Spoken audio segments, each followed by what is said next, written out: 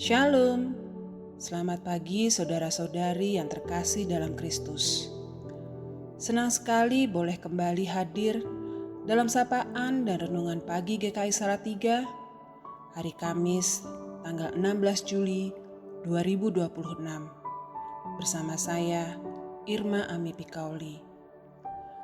Pada pagi hari ini kita akan merenungkan firman Tuhan dari 2 Korintus 12 ayat 9 dengan judul renungan bukan sekedar pengganti. Sebelum kita merenungkan firman Tuhan, marilah kita terlebih dahulu bersatu dalam doa. Ya Tuhan yang baik, di pagi hari ini kami datang ke dalam hadirat-Mu dengan hati yang bersyukur. Kami mau mendengarkan dan merenungkan firman-Mu ya Tuhan. Tenangkan hati dan pikiran kami, bukalah hati kami agar firman yang kami dengar boleh menguatkan dan menuntun langkah kami dalam menjalani hari ini. Di dalam nama Tuhan Yesus Kristus, kami berdoa. Amin. Saudara-saudari yang terkasih, mari kita membaca firman Tuhan yang menjadi dasar perenungan kita. Dari 2 Korintus 12 ayat 9. Namun jawab Tuhan kepadaku, cukuplah anugerahku bagimu, sebab justru dalam kelemahanlah kuasaku menjadi sempurna. Sebab itu, aku terlebih suka bermegah atas kelemahanku, supaya kuasa Kristus turun menaungi aku. Saudara-saudari yang terkasih, pernahkah kita menerima sebuah tanggung jawab, tetapi jauh di dalam hati justru muncul pertanyaan, mengapa saya? Bukan karena merasa paling siap, bukan pula karena merasa paling mampu. Bahkan mungkin kita sempat berpikir bahwa kita berada di posisi itu hanya karena keadaan. Karena orang lain belum bisa, karena tidak ada pilihan lain, atau mungkin kita merasa hanya menjadi pengganti sementara, sampai seseorang yang dianggap lebih tepat datang menggantikan kita. Pikiran seperti itu bisa membuat kita mulai meragukan diri sendiri. Apakah saya benar-benar layak berada di sini? Apakah saya sungguh dibutuhkan? Atau saya hanya sedang mengisi kekosongan? Namun, di tengah segala keraguan itu, Tuhan dapat mengingatkan kita akan satu hal. Panggilan Tuhan tidak selalu datang ketika kita merasa siap. Seringkali kita justru belajar setelah melangkah. Kita menemukan keberanian setelah mencoba. Dan terkadang kita baru benar-benar menyadari penyertaan Tuhan ketika kita sudah berada di tengah perjalanan. Mungkin pada awalnya kita berkata, "Ya Tuhan, aku tidak mampu." Musa pun pernah merasakan keraguan yang sama. Ketika Tuhan memanggilnya, ia bertanya, "Siapakah aku ini?" Menariknya, Tuhan tidak menjawab dengan meyakinkan Musa bahwa ia hebat atau mampu. Dalam Keluaran pasal 3 ayat 12, Tuhan justru memberikan satu kepastian. Aku akan menyertai engkau. Mungkin itu juga yang perlu kita dengar ketika keraguan datang. Bukan bahwa kita pasti bisa melakukan semuanya dengan sempurna. Bukan pula bahwa kita tidak akan pernah gagal.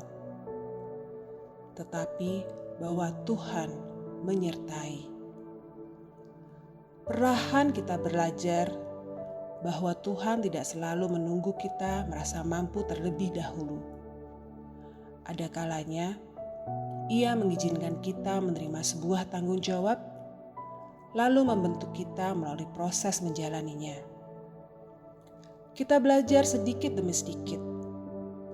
Kita mencoba, mungkin melakukan kesalahan, memperbaikinya, lalu belajar lagi. Disitulah firman Tuhan menjadi begitu nyata. Cukuplah kasih karuniaku bagimu. Ternyata yang kita perlukan bukanlah keyakinan bahwa kita mampu melakukan semuanya. Yang kita perlukan adalah kesediaan untuk terus belajar dan percaya bahwa di tengah keterbatasan kita, kasih karunia Tuhan tetap cukup. Barangkali di mata manusia, kita hanyalah pilihan sementara. Namun di tangan Tuhan, keberadaan kita tetap dapat dipakai untuk sebuah tujuan yang berarti. Entah itu 1 tahun, beberapa bulan, atau bahkan hanya 1 kesempatan kecil, Tuhan tetap dapat memakai waktu itu untuk membentuk kita dan berkarya melalui hidup kita. Lamanya waktu bukanlah ukuran utama. Yang terpenting adalah bagaimana kita menjalani waktu yang dipercayakan kepada kita. Mungkin kita cukup berkata, "Tuhan, kalau memang saat ini aku berada di sini, tuntunlah aku menjalaninya." Kita mungkin belum tahu apakah semuanya akan berjalan seperti yang kita harapkan. Kita mungkin masih merasa takut, ragu, dan tidak cukup baik.